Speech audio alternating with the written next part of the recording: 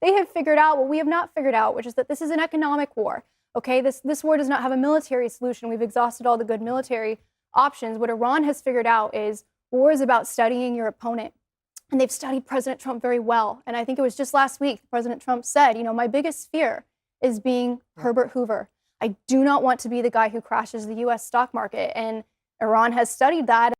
Hey everybody, welcome back to the channel. Pull up a chair because this one gets spicy fast. Today we are dropping into a CNN panel that absolutely refuses to agree on anything, where Keon and Max are picking apart how this Iran situation fell off the rails just 3 weeks after a deal was signed, while Scott Jennings digs in to defend the whole operation. Gemma Hill, Peter Meyer, Jeff Duncan, and Caroline Sunshine all jump into the crossfire. And the moment someone claims the nuclear program is gone, the whole thing detonates. Stick with me all the way through because the strongest exchange lands near the end and you do not want to walk in halfway. Do me a favor while you settle in. Drop a comment and tell me what city or country you are watching from. I genuinely love seeing how far this channel reaches. All right, enough setup. Let's get into it. Let's go back to where are we in this war? The president seems to have made a complete 180. I'm trying to see the people who have said that President Trump doesn't seem to know what he's doing seem to be getting a lot of evidence, given the fact that 21 days later, he has decided all of a sudden that the people that he said were trustworthy and were completely different. And we've turned a corner. And J.D. Vance said that the Iranians have changed for good and they want to approach the world differently. And now he's saying the exact opposite. It seems like they don't really know what's going on.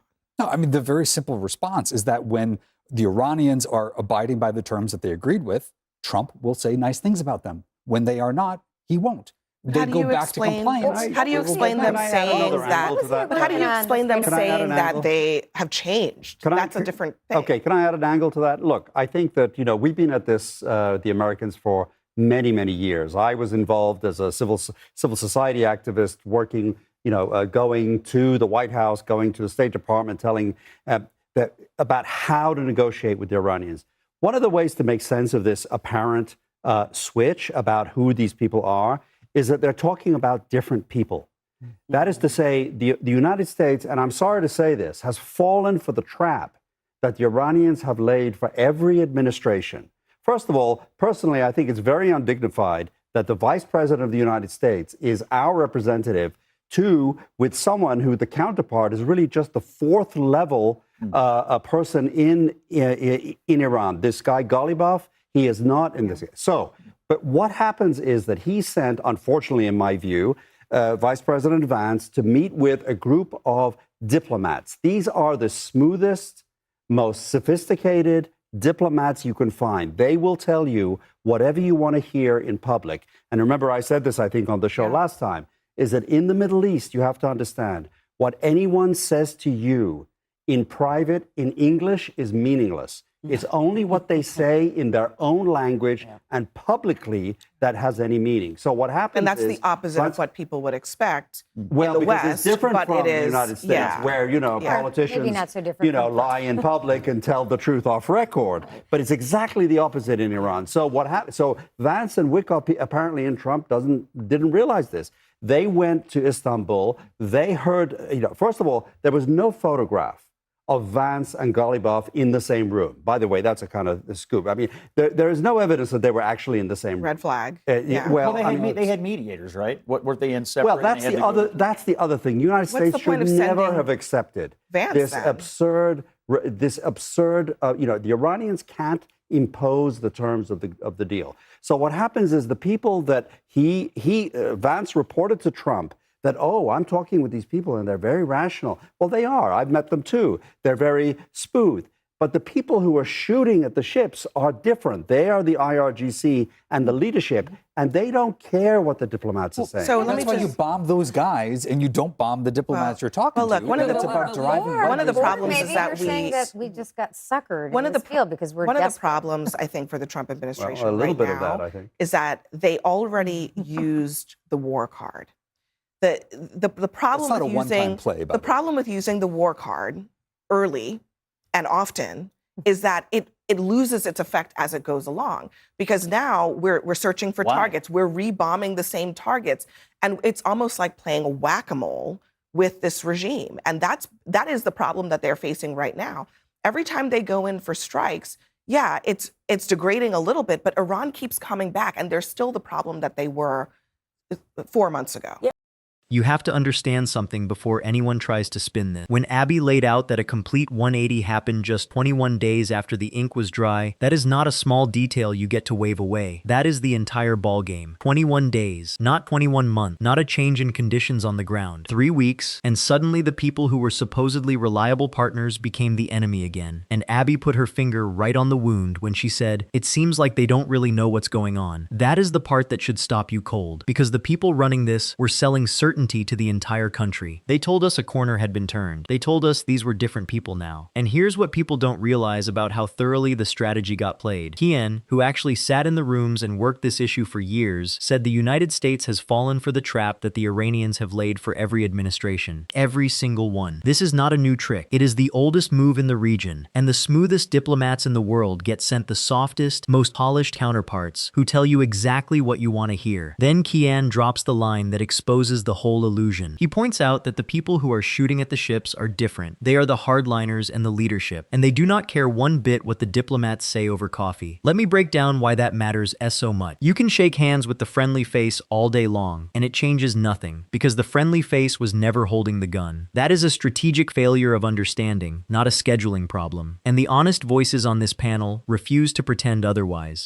I mean, I think the bigger problem in the strategy is that Iran from the beginning has been fighting a different type of war than the type of war we want to fight. It's like we want to get into a fist fight with people who have understood that Americans in this country do not have a stomach for an endless war, don't want it, definitely don't have stomach for higher gas prices.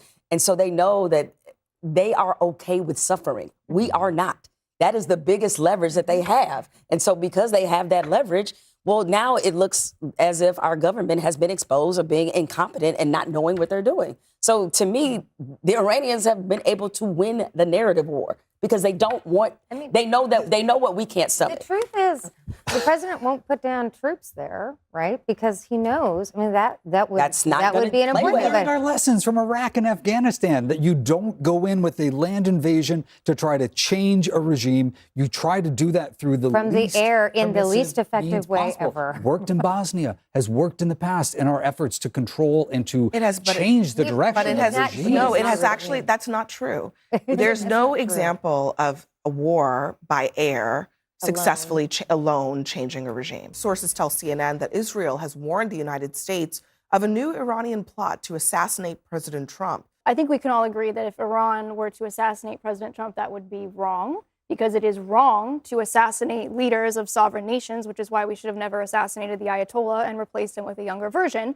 But I don't think Iran wants to assassinate President Trump, because if they were to do that, that would create a rally around the flag effect for this war in the United States that we have not seen yet, and would almost 100% guarantee that the United States has no choice but to launch a full-on ground invasion of Iran, which is the one thing Iran does not want. They have figured out what we have not figured out, which is that this is an economic war. Okay, this war does not have a military solution. We've exhausted all the good military options. What Iran has figured out is war is about studying your opponent.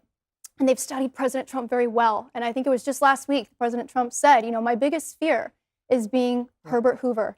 I do not want to be the guy who crashes the US stock market. And Iran has studied that. And what they've learned is the playbook is, it's a really nice stock market you've got there. It'd be a shame if anything happened to it. Yeah, he called it a risk of economic catastrophe. And Iran sees that, and they're using the leverage that they have.